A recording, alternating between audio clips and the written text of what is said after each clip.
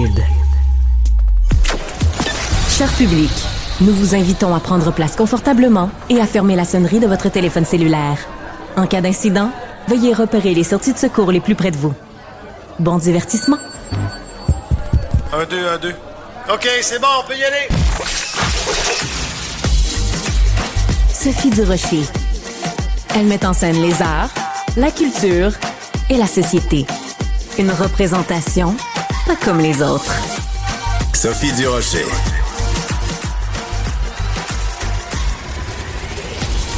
Bonjour tout le monde, j'espère que vous allez bien, j'espère que vous avez passé une bonne fin de semaine. En tout cas, j'espère que vous avez passé une meilleure fin de semaine que mon amie et collaboratrice Cybèle Olivier, qui habituellement est avec moi tous les jours. Je me perds dans ses beaux grands yeux, on a une complicité du tonnerre de Dieu, mais là, il lui est arrivé un petit souci de santé en fin de semaine, donc ce qui explique son absence aujourd'hui. Je sais que vous l'aimez, Cybèle, je sais que son absence va vous manquer aujourd'hui, donc très bientôt. D'abord, on commence par lui souhaiter un prompt rétablissement, je vous rassure, hein, elle est pas...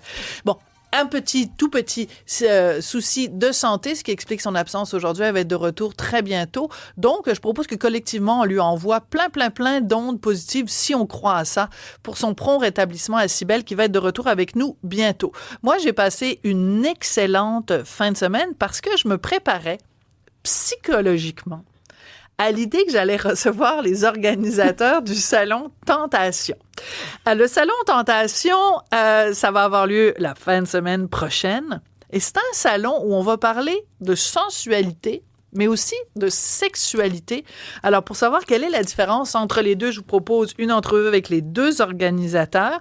Cathy Foucault, qui est à ma droite. Bonjour Cathy. Bonjour. Et Eddie Rickson, qui est à ma gauche. Bonjour Eddie. Bonjour. Alors, Cathy et Eddie, vous êtes un couple dans la vie.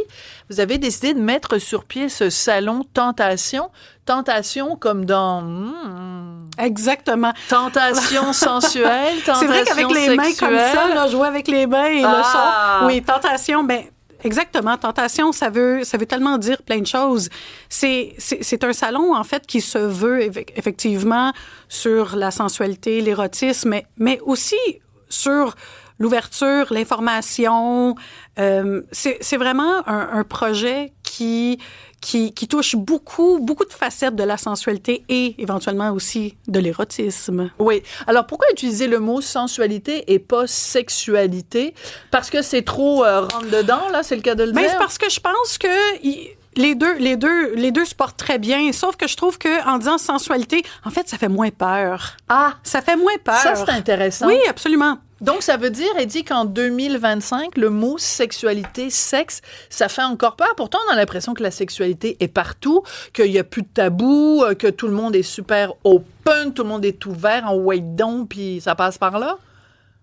Oui, c'est vrai. Mais par contre, le fait d'avoir adouci un petit peu, puis nous, vraiment, avec Cathy, ce qu'on a vraiment voulu, c'est mettre l'accent sur la pédagogie. Oui. Donc oui, sexualité, mais oui, mais il y a la pédagogie avant ça. Puis donc, c'est quelque chose qui touche tout le monde. Et puis nous, quand on a décidé de faire ce projet, on est allé rencontrer plein de milieux, des gens qu'on ne connaissait pas, des milieux qui nous ont ouvert leurs portes et puis qui nous ont expliqué la façon dont ils voyaient la sensualité, la sexualité. Puis c'était extrêmement intéressant parce qu'on a reçu beaucoup, vraiment. On a appris beaucoup, puis avec Cathy, on s'est dit, ce qu'on veut faire maintenant, c'est rendre. Ouais. C'est rendre ce qu'on nous a donné et de dire, waouh, c'est pas sexualité de dire un donjon, c'est un endroit avec juste aucune règle. Non, c'est super structuré, les gens sont charmants. Il n'y a pas d'alcool dans ces endroits. C'est vraiment drôle. Donc en fait, on s'est fait expliquer tout ça. Donc c'est un peu pour adoucir les angles pour qu'on puisse... démystifier. Donc, moi, je suis très contente parce que je m'étais mis plein de notes. Je me suis dit, il faut absolument que je leur parle du donjon. Parce qu'il va y avoir un salon, donc, au Salon de la Tentation qui va être organisé dans le Grand Quai du Port de Montréal en fin de semaine, 14, 15, 16. Il va y avoir un donjon. Je me disais, comment j'aborde la question avec eux? Ça fait 2 minutes qu'on est dans l'entrevue avec Eddie et déjà, ils parlent du donjon. Alors, Cathy, je me tourne vers vous. Oui.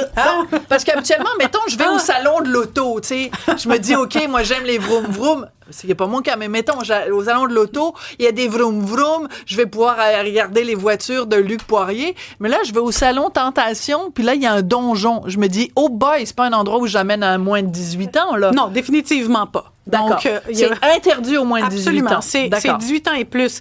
Mais quoi, vous allez avoir une démonstration, avoir des gens se fouetter? En fait, le but ultime, c'est notre mot d'ordre, c'est l'information, mais au 101. D'accord. Donc, les exposants, exemple, comme le donjon Opale, savent très bien que ça s'adresse aux gens d'un niveau 101. Parce que c'est vraiment pour démystifier le BDSM. Et nous, on nous a tout expliqué et on s'est dit, waouh, c'est exactement ce qu'on veut. On veut montrer aux gens qu'est-ce qui arrive dans les donjons. Ça a l'air tellement glauque, mais ça l'est pas du tout. Comme Edil l'explique, c'est tellement structuré et c'est ça qu'on veut montrer. C'est comme les cochoncetés pour les nuls. Ben, cochonceté, c'est peut-être un peu non, mais c'est parce que moi, je fais des blagues. Mais donc, c'est se faire fouetter pour les nuls. Fouette-moi 101. Fouette-moi 101. J'adore ça. Et on salue tous les gens qui nous écoutent. Parce que donc, le donjon, vous avez dit, c'est pour démystifier BDSM. Alors, on va commencer par la base.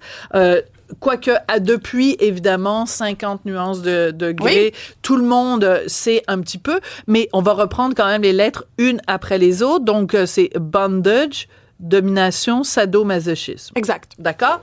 Donc, il y a des gens qui aiment se faire attacher, dominer, sado, maso. C'est quand même assez particulier parce que, je le disais tout à l'heure, il va y avoir, mettons, le salon de la caravane, il va y avoir le salon de l'auto, il va y avoir le salon de la mariée. Puis, entre les deux, il y a le salon du quels sont les meilleurs...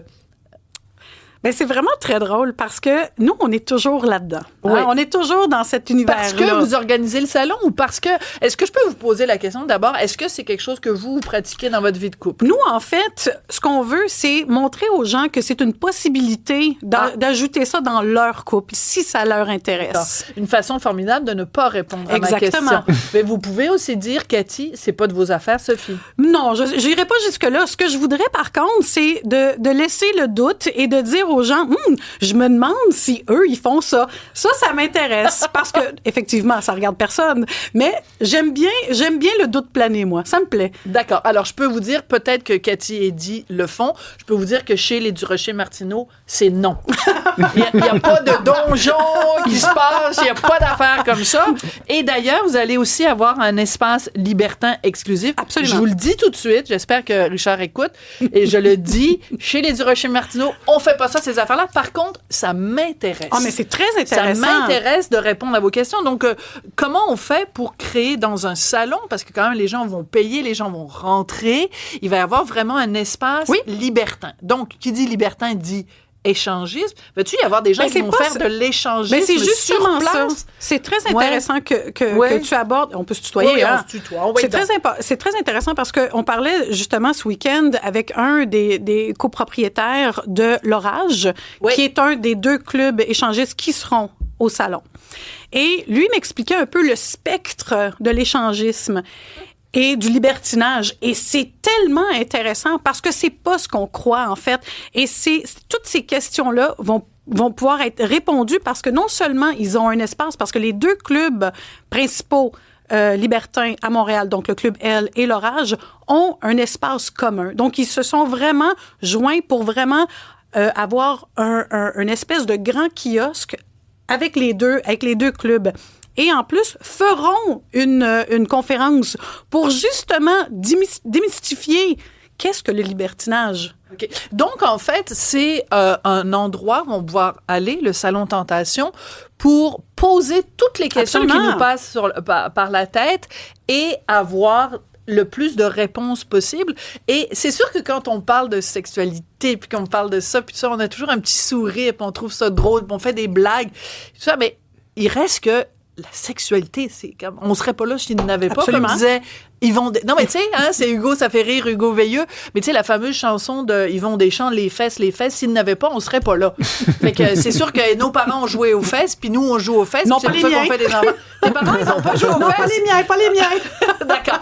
Donc, alors, il y a cet espace. Donc, il y a un donjon. Il y a un espace libertin. Il y a aussi une dame qui va parler de cyber-érotisme. Oui. Alors, Eddie, expliquez-nous un peu, c'est quoi le cyber-érotisme? C'est évidemment bien plus que juste regarder de la porn, mettons. Oui, c'est ça. c'est en fait, quand on a eu l'idée de faire le salon, on a fait beaucoup de recherches avec Cathy et on est tombé sur une sexologue française qui s'appelle Kathleen Smooth, qui a développé un système de réalité virtuelle, mais pour les couples. Donc, elle s'en sert pour raviver le couple. Donc, comme elle nous expliquait, elle a été beaucoup sollicitée par des compagnies qui disent « Ah, on aime ton projet, mais le contenu, on veut mettre quelque chose de plus pornographique dedans. » Elle dit non. Elle dit non, moi, c'est un outil. C'est juste un outil. Donc, elle a développé ça. Avec ça, elle a fait des TED Talks avec ça. Donc, c'est vraiment quelqu'un de très, très inspirant. Elle est arrivée en ville il y a quelques jours, donc on l'a rencontrée. Elle est vraiment charmante. Elle nous a montré la réalité virtuelle et c'est vraiment cool. Donc, c'est quelque chose qu'un couple peut utiliser et puis se dire, on va égayer, on va égayer notre vie de couple. D'accord. Est-ce que c'est, par exemple, une façon pour un couple d'utiliser la réalité virtuelle pour accéder à des fantasmes que on ne ferait pas dans la réalité, mais grâce à la réalité virtuelle, on peut se dire, je sais pas, on fait l'amour à 8 et puis, etc. Toutes sortes de choses, toutes sortes de scénarios qu'on ne ferait pas dans la vie de tous les jours. Est-ce que c'est un petit peu ça? Non, ce qu'elle nous a montré, c'est vraiment intéressant. C'est comme quand on met le casque de réalité virtuelle, c'est comme s'il y avait une autre personne qui s'approchait de vous, puis George Clooney, par exemple, Clive Owen. et puis donc, mais c'est Brad Pitt. mais c'est donc quelque chose qui se joue à deux. Donc ça veut dire que le conjoint a un scénario et doit, par exemple, faire du vent, faire sentir une coupe de vin. Donc il y a quelque chose qui joue avec les sens et qui fait qu'on peut se toucher. Mais donc, à un moment, on a juste envie d'enlever le masque et de revenir de se dans retrouver. La réalité. C'est ça. Donc, c'est encore une fois donc un salon où on explore toutes sortes de trucs. Moi, je me dis, bon, je connais pas votre vie de tous les jours, mais mettons, vous êtes en train de prendre un petit café un dimanche matin, puis là, vous vous dites, coudonc, ce serait le fun de faire un salon sur l'érotisme et tout ça, mais quelle drôle d'idée. Donc, c'est parti comment, Cathy? C'est drôle parce que c'est exactement ça. En fait, c'est parti d'un guide qu'on a fait il y a plusieurs années qui s'appelait Montréal Coquin. D'accord. On a pris un guide où on a regroupé toutes les adresses coquines à Montréal. Et Dieu sait qu'il y en a. Oui! Et en faisant ce guide-là, on a rencontré des gens extraordinaires qui, en fait, nous ont invités dans leur lieu et nous ont expliqué. Et plus que le guide grandissait, on se disait, mon doux, on a toutes ces adresses-là. Exactement. En prenant un café, on s'est dit, pourquoi pas regrouper tous ces gens-là sous un même toit et en faire un salon. Donc, votre livre, c'était un petit peu le guide Michelin, mais au lieu de donner des étoiles pour le nombre de restaurants, c'était, combien d'aubergines? On les a pas encore notés. On voit qu'il mais... dit à la ref, quand je dis l'aubergine, ouais. Mais, on ne sait pas, c'est peut-être pour le prochain guide, le prochain salon, on ne sait pas.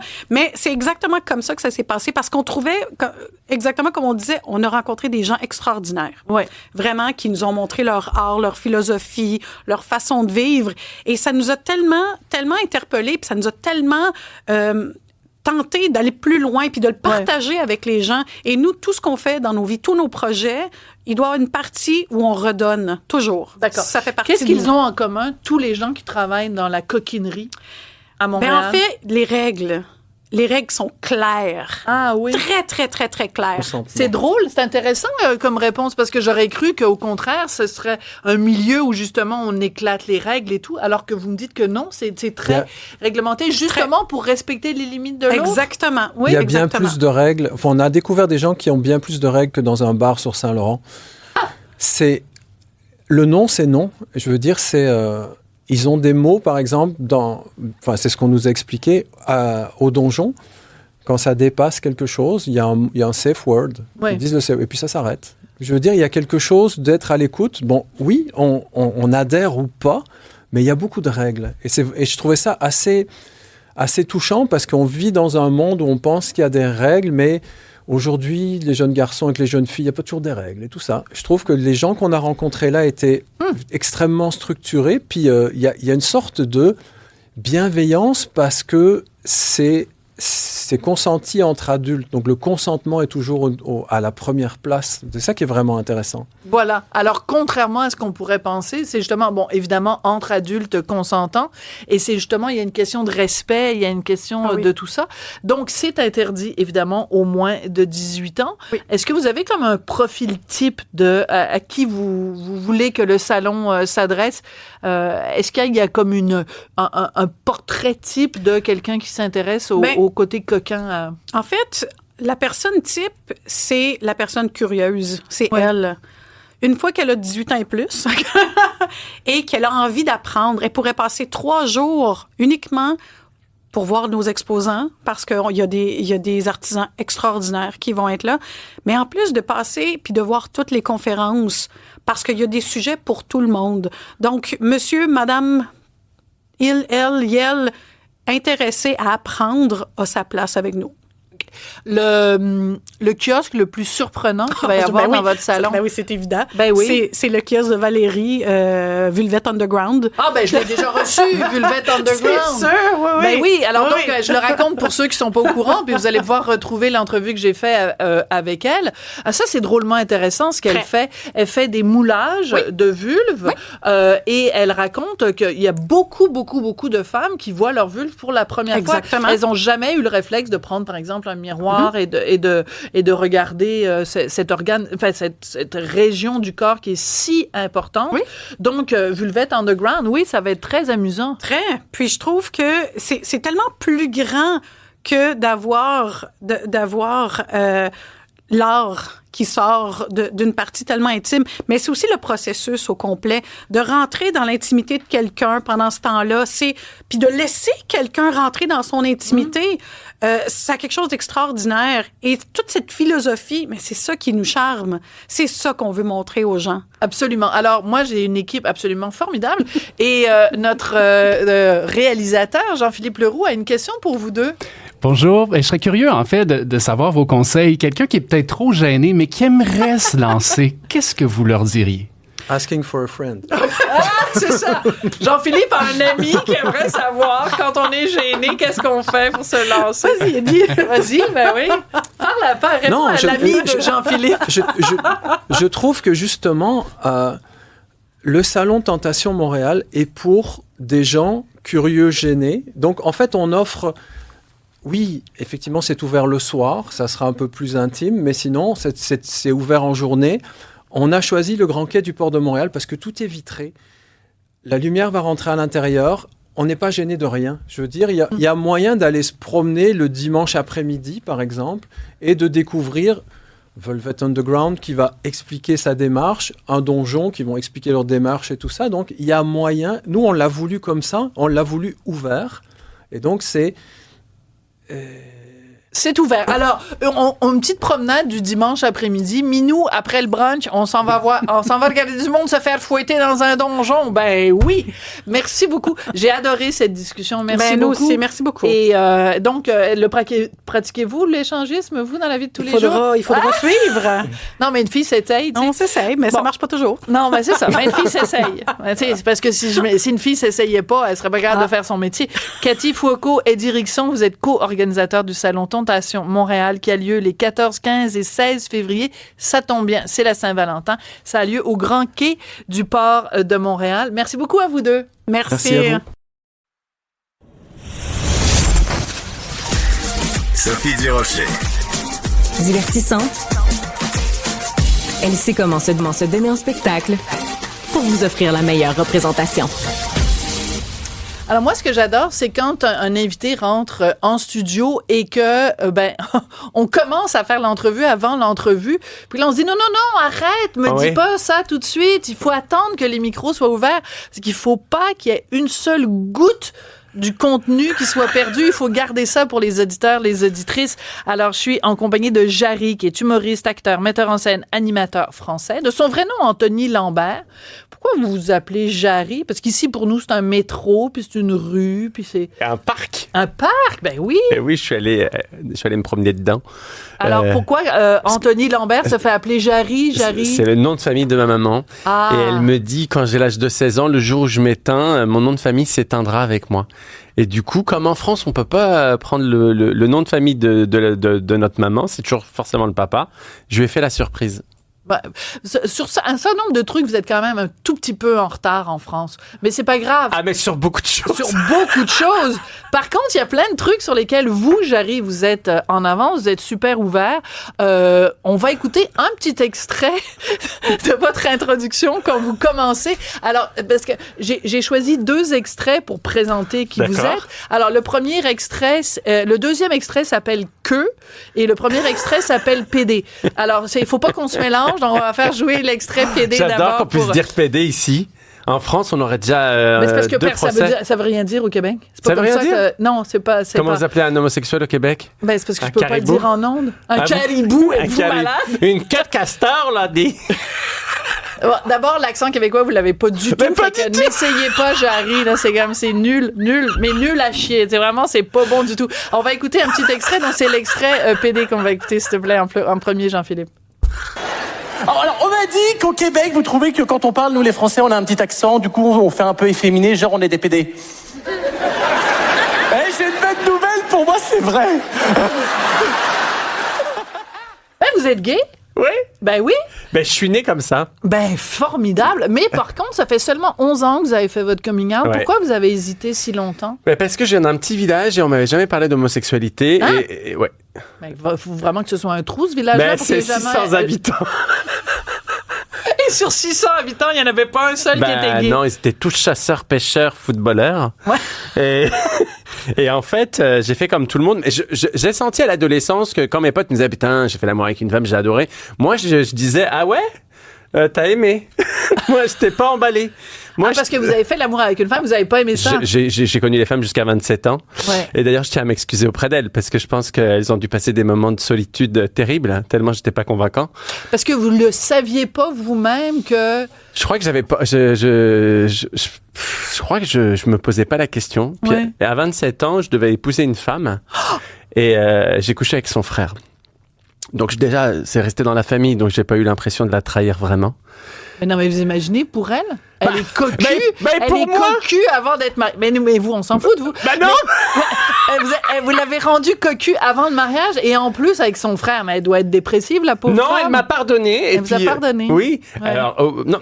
Attendez, comment ça, on s'en fout de moi? Mais pas du tout, mais c'est un traumatisme pour moi. Mais c'est parce que c'est vous qui avez causé un traumatisme avec la pauvre dame. En fait, pour l'histoire, elle me dit, on va se marier et elle me dit, mon frère est légionnaire, il a une permission pour pouvoir venir. Donc elle me dit, beau légionnaire. Elle me dit, on va l'héberger. Et là, je sais pas, je me réveille à 1h du matin pour aller aux toilettes. Je suis jamais revenu dans la chambre et à 7h, elle nous surprend. Ouais. Et moi, ça a été un traumatisme pour elle aussi. Bien sûr. Mais en même temps, je me dis, tant mieux. Parce que vous vous êtes découvert à vous-même. Exactement. Puis ce jour-là, je me suis dit, en fait, je préfère la glace.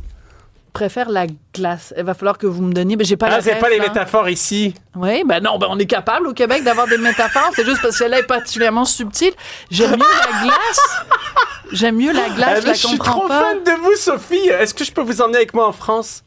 Vous avez déjà Catherine Rouleau qui est avec vous en France. Vous avez plein de projets avec elle. On l'adore. Vous êtes drôle. J'adore les gens qui sont cash comme ça. Ben oui, moi je suis cash. Voilà, je suis cash. Vous étiez moins cash sur le sujet d'avant, hein, sur l'échangisme. Je vous ai senti un petit peu timide. Hein. Pas timide, mais c'est parce que le salon. Non, mais au contraire, j'étais très ouvert. Oui, mais. Vous n'allez pas me faire des reproches déjà en commençant l'entrevue. J'arrive parce que sinon, moi je suis censée aller vous voir en spectacle. Vous êtes à Montréal, donc le 14 février. Je suis les Cupidons.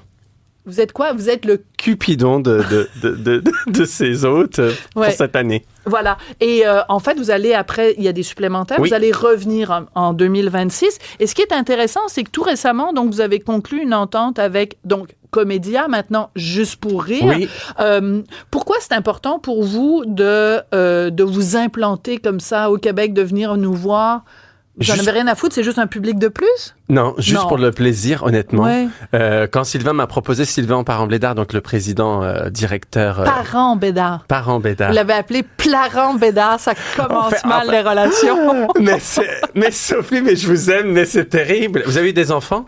Oui, j'ai un fils extraordinaire. Il faut pas vous reproduire, vous allez faire peur à plein de générations. Attends 2 secondes. C'est parce que vous voyez la porte qui est là? Oui. Vous pouvez la prendre.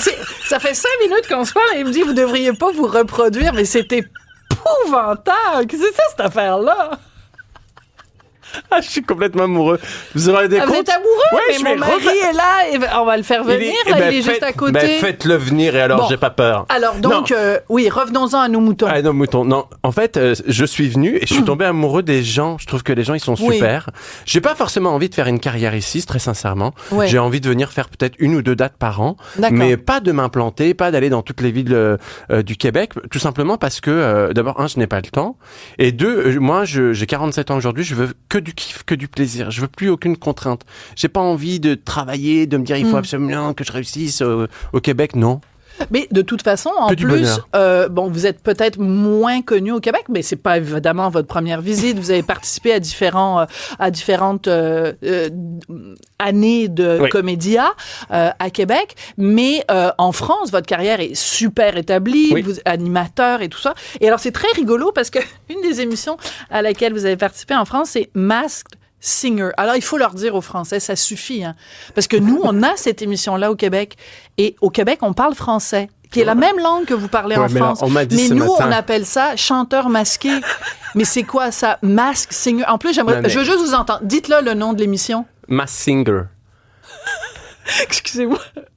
Non, mais quand vous parlez anglais, ça me... Mais on n'a pas le même accent que vous, mais vous, comment vous dites, là? Chanteur masqué. Le chanteur masqué, ça sent l'émission un peu coquine, réservée aux plus de 18 ans. Il vient avec son petit loup, comme ça, non, c'est hyper gênant. Mais moi, je trouve ça moins gênant qu'à dire Masked Singer. Parce qu'en plus, vous parlez tous anglais comme des vaches espagnoles. Et alors, on a plein d'autres qualités, oui, madame. C'est vrai. Alors, parlant de l'accent... Parce qu'on parle de la mode dans ce pays. Parle de la mode? Oui, la mode. Quelle mode? Je me balade dans les rues, les gens sont habillés pas plus de 3 couleurs. Au-delà de 3 couleurs, c'est une faute de goût. Attends, je regarde votre chandail. C'est quoi cette histoire, là? On a l'impression qu'il y a un écureuil qui a gerbé sur votre chandail, là. Il y a du bleu, il y a du jaune, il y a du brun sur un fond blanc, puis ils viennent nous faire la morale en disant qu'on porte trop de couleurs au Québec. Non, mais ça va pas, Charry. Je vous adore, vraiment. Oui, je sais, j'ai remarqué. Je vous aime. Alors, récemment, il y a un humoriste français, un chroniqueur, là, David Castello-Lopez. Oui. Bon, il est venu au Québec. Oui. Il a dit des choses pas gentilles sur le Québec. Alors, je veux juste vous faire écouter un extrait. Je le connais pas beaucoup, hein. Non, mais juste, tant mieux. Parce qu'il est venu au Québec. Après ça, il est rentré en France. Il était à France Inter et il a déblatéré sur le Québec. Mais les Québécois ont été hyper fâchés. Alors, je veux juste vous donner des conseils. On va faire écouter un extrait. Ne retournez pas en France pour faire caca sur le dos des Québécois. Jamais. De la même façon, parce qu'on vous le pardonnera pas. On va écouter un petit extrait de David Castello-Lopez. Nous, on dit faire. Eh ben, moi, j'ai entendu des Québécois dire faire. A-E-I. Faire. Qu'est-ce que tu vas faire? Et j'ai trouvé que c'était un petit peu exagéré. Reste que l'un dans l'autre, j'ai adoré le Québec. Certes, on sent que c'est pas the place to be en matière de rayonnement culturel, mais on s'en fout. Alors, premièrement, il se moque de notre accent en l'imitant de façon absolument caricaturale. Qu'est-ce qu'on va faire? Et personne parle comme ça. Non, c'est pas vrai, il y a des gens qui parlent comme ça, mais c'est pas la majorité. Et deuxièmement, il dit, c'est pas the place to be pour le rayonnement culturel. Vous allez pas nous faire un David Castello-Lopez, Jarry, quand même. Moi, j'aime pas quand on pointe du doigt les différences. Je pense que ce qui est intéressant, c'est ce qui nous réunit, ce qui nous rapproche. Oui. Donc, je ne ferai jamais ça. Jamais. D'accord, c'est promis. Non. Promis. Moi, je veux qu'on parle un petit peu... Bon, évidemment, c'est difficile de parler avec un humoriste et de parler de son type d'humour parce qu'il y a juste une façon de le découvrir. C'est en allant vous voir sur scène, de raconter votre type d'humour. C'est difficile. Moi, il n'y a pas de limite. En fait, je pense qu'on peut rire de tout. Souvent, on nous pose la question, est-ce que vous pensez qu'on peut rire de tout et avec tout le monde? Moi, je pense que oui. Ouais. Je pense que c'est pas ce que l'on dit qui est important, c'est ce qu'il y a derrière. Exemple. Par exemple, on peut dire de quelqu'un qu'on aime, ah là, t'es vraiment un connard. Voilà. Oui. Et en fait, derrière ce mot... Il y a de l'amour. Il y a de l'amour qui est un peu vulgaire, c'est de l'amour. Alors Donc, que si on dit Mélenchon, c'est un gros connard, ben là, il n'y a peut-être pas nécessairement de l'amour dedans. Non, là, ça peut être beaucoup... Ben, j'ai choisi Mélenchon, mais ça peut être quelqu'un d'autre. C'est Mélenchon, par contre. Il me reprend. Vous avez tout à fait raison. Mélenchon est un gros gnochon. Ça, c'est peut-être pas dit avec amour. Ouais, moi, je parle pas je parle pas de politique en direct. D'accord. Non, moi, dans mon spectacle, c'est vraiment 2 heures où les gens prennent une dose d'amour. Je dis tout le temps, moi, je veux qu'on rigole ensemble. Je rigole beaucoup de moi parce que je trouve que je suis un puits sans fond. Un puits sans fond de source d'ironie. Et la raison pour laquelle je vous ai parlé d'homosexualité au début, c'est que vous-même, vous faites plein de blagues là-dessus. Ben, bien sûr. Et vous êtes, en effet, assez... vous avez un peu les baguettes en l'air quand même. Qu'est-ce que ça veut dire, ça? Des baguettes en l'air? Je suis très efféminé. Vous avez des baguettes et elles sont en l'air.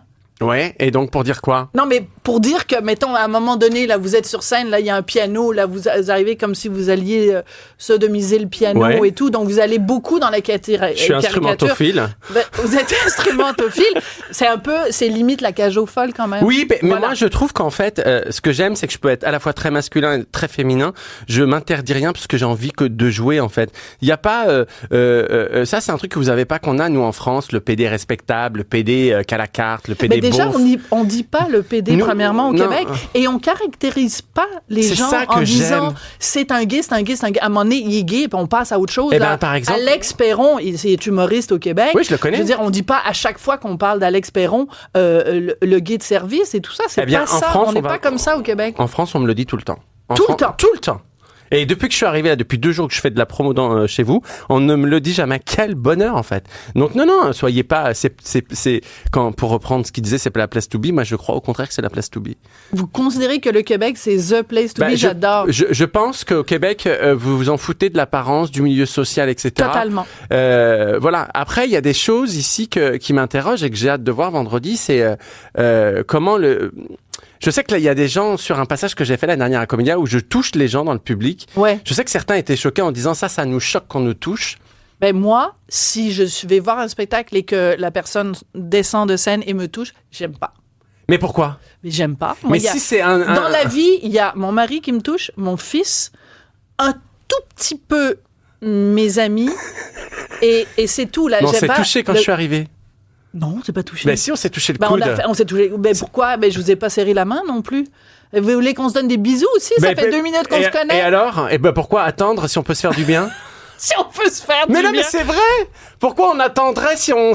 Mais ça a choqué les gens, c'est vrai? Oui, les gens, ils disaient, c'est étonnant. Par exemple, toucher les cheveux d'une dame, je dis, vous avez raté votre couleur, c'est rigolo, vous vouliez faire quoi à la base? Pour moi, tout ça, c'est de l'humour, ou quand je vois un adolescent que je lui dis, tu sais, il faut quand même te doucher. Même si tu n'aimes pas, Ça, par contre, sur les ados, vous n'avez pas tort. Je sais pas ce qui se passe entre les ados puis les douches. C'est les deux, ça marche pas. Non, ça marche pas. Mais vous avez déjà été ado? Est-ce que vous vous douchiez? Mais moi, j'ai failli dire, est-ce que vous vous touchiez? Ça, c'est les une évidence. Sous la douche, je me touchais. La douche. Mais vous vous douchiez, vous vous touchiez, et donc vous étiez un ado propre. Ouais, moi, je suis très maniaque. Je fais partie de ces gens très maniaques. Voilà. Il y a un autre sujet. Si vous me le permettez, je vais vous le proposer comme sujet. Tout aborder. Je vais vous le proposer comme sujet parce que ça n'a rien à voir avec votre métier. Ça a beaucoup à voir avec votre vie privée. Donc, vous avez 2 enfants. Oui. Des jumeaux. Oui. Que vous avez eu par GPA. Tout à fait. GPA, c'est pas un terme qu'on utilise beaucoup au Québec. C'est gestation pour autrui. Oui. Et vous ne pouviez pas l'avoir en France. Donc, vous êtes allé aux États-Unis. Oui. Il y a tout un débat en ce moment, et en France, et ici au Québec, sur justement la procréation pour autrui. Oui. Qu'est-ce que vous pensez des gens qui disent, dans le fond, c'est une femme qui loue son corps pour le bien il y a une question de financière qui rentre là-dedans, des gens qui ont un malaise, disons, avec la GPA. Vous dites quoi? Moi, je peux le comprendre qu'ils aient un malaise parce que souvent, ce malaise, il naît d'une désinformation que moi, j'avais avant de faire cette GPA, où j'avais pensé que ça se passait d'une d'une certaine manière, en fait, c'est pas du tout le cas. Alors, pour mon cas aux États-Unis, vous passez devant un juge, il y a une enquête sociale qui dure 9 mois. Wow. Là, l'enquête sociale, le juge vous donne un agrément. De cet agrément, vous rencontrez une agence qui va vous présenter les donneuses et les mères porteuses, puisque ça ne peut pas être la même femme, sinon il y a conflit d'intérêts.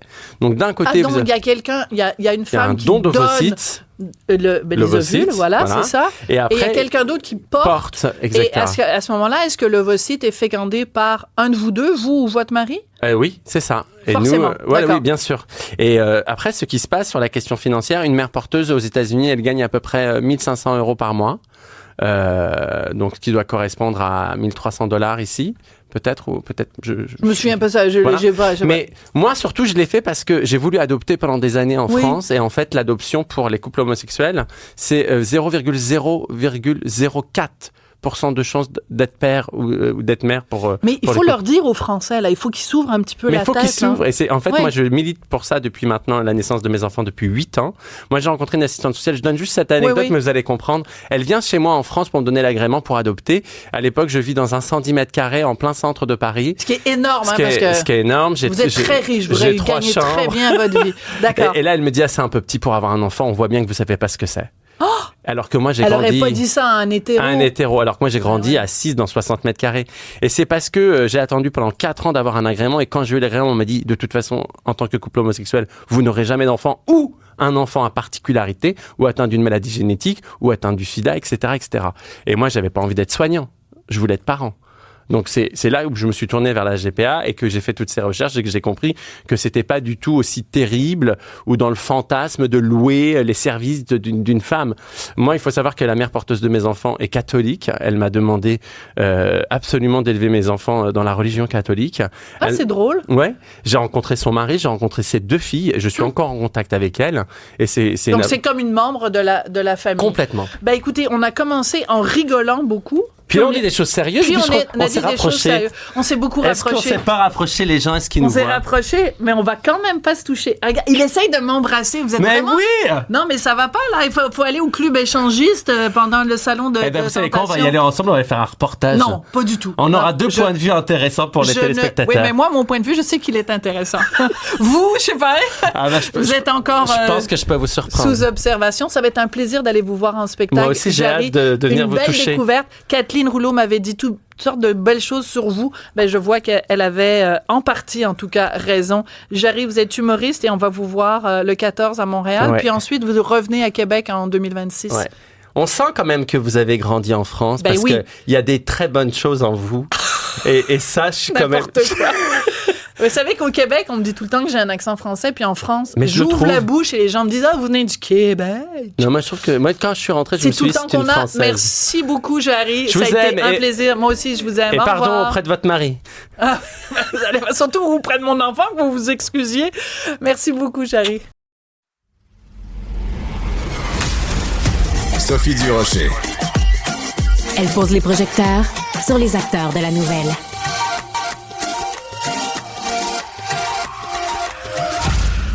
En ce moment, tout le monde est grippé, enrhumé, il y a plein de cas de gastro. Bref, c'est le moment de renforcer notre système immunitaire. Et on va avoir les bons conseils d'Isabelle Huot, qui est docteure en nutrition. Bonjour Isabelle. Allô, Sophie. Ben oui, tout le monde est malade autour de moi. Ça m'a inspiré la chronique d'aujourd'hui. J'ai dit, on parle d'aliments, système immunitaire, comment renforcer, je pense, son système de défense naturelle. Alors, les agrumes en premier, est-ce que c'est juste parce que tu as fait la liste puis tu m'as mis les agrumes en premier ou parce que ce sont nos meilleurs alliés pour le système immunitaire? En fait, j'ai fait un top 7 et les agrumes, pourquoi? Parce qu'on a beaucoup de vitamine C. C'est sûr que c'est peut-être pas le moment de manger des oranges qui viennent des États-Unis. Donc, je me dis, bon, des clémentines du Maroc ou pourquoi pas des fraises, pas dans les agrumes, mais qui apportent également de la vitamine C ou des kiwis de Nouvelle-Zélande.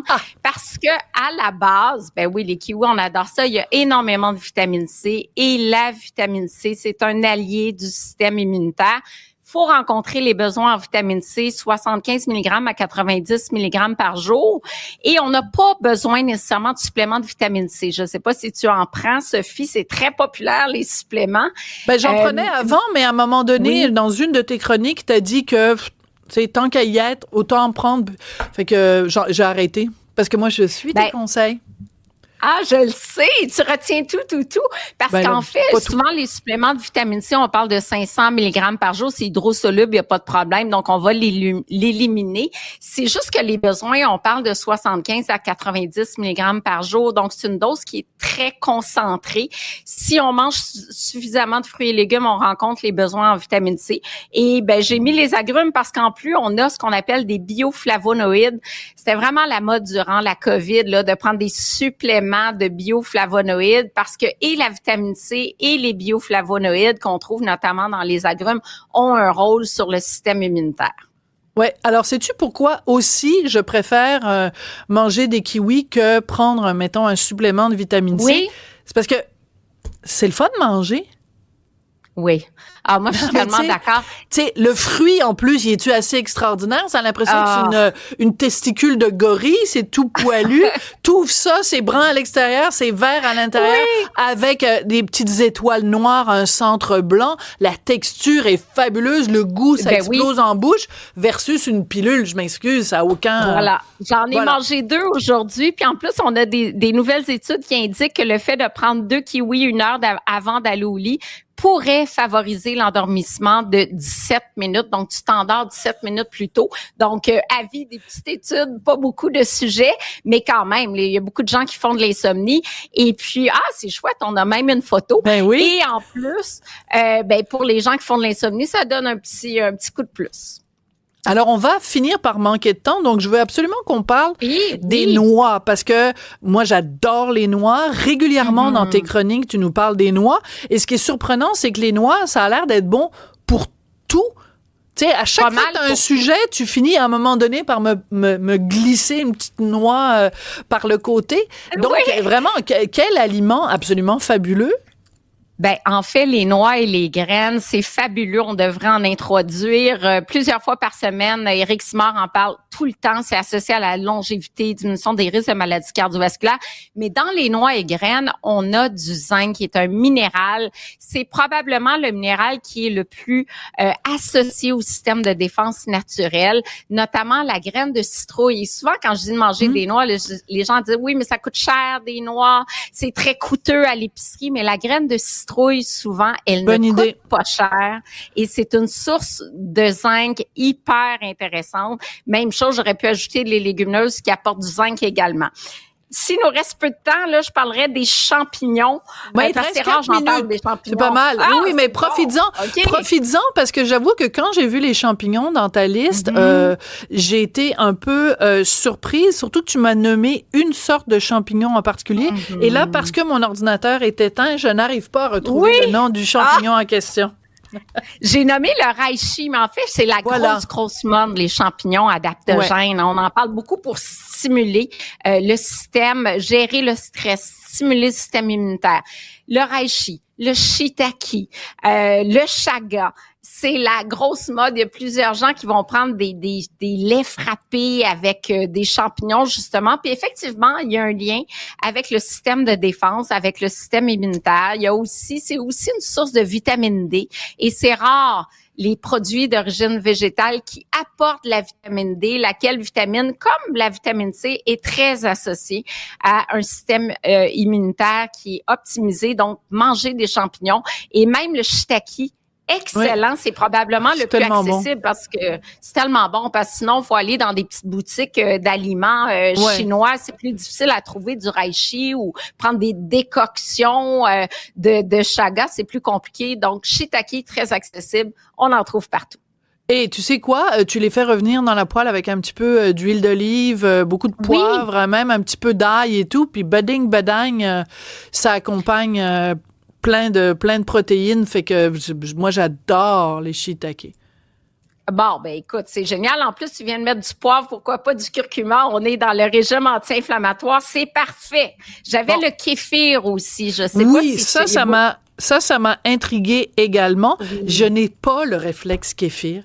Je l'ai pas, le réflexe. Peu aiment ça, pour être honnête. Et c'est drôle parce que sur le marché, maintenant, on a un kéfir qui est non effervescent, mais la beauté du kéfir, son vrai pouvoir pour le système immunitaire réside dans son contenu en bactéries lactiques, une dizaine de souches de bactéries, et il faut qu'il soit effervescent pour en avoir une concentration optimale. Donc, il y en a qui le font maison aussi. Récemment, j'ai vu beaucoup de gens qui font leur kéfir avec des cultures à la maison. Hey, Isabelle, excuse-moi. Moi, je fais pas ça. OK, pouce, mais pouce égal. Non, je le sais, mais là, tu sais, pouce, mais pouce égal.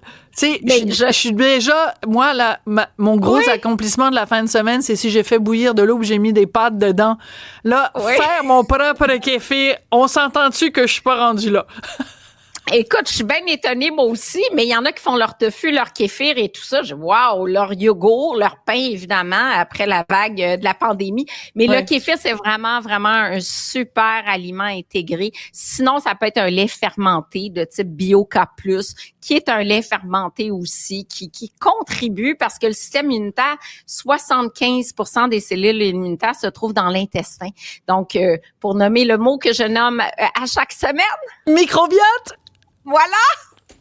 Donc, oui, je le nomme tout le temps. Là, je vais essayer de préparer une chronique. Je parle pas du microbiote. Ben non, le microbiote favorise la santé.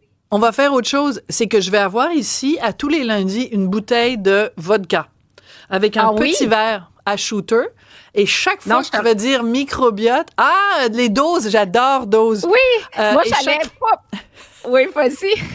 Et chaque fois que tu vas dire microbiote, je vais prendre une petite shot de vodka.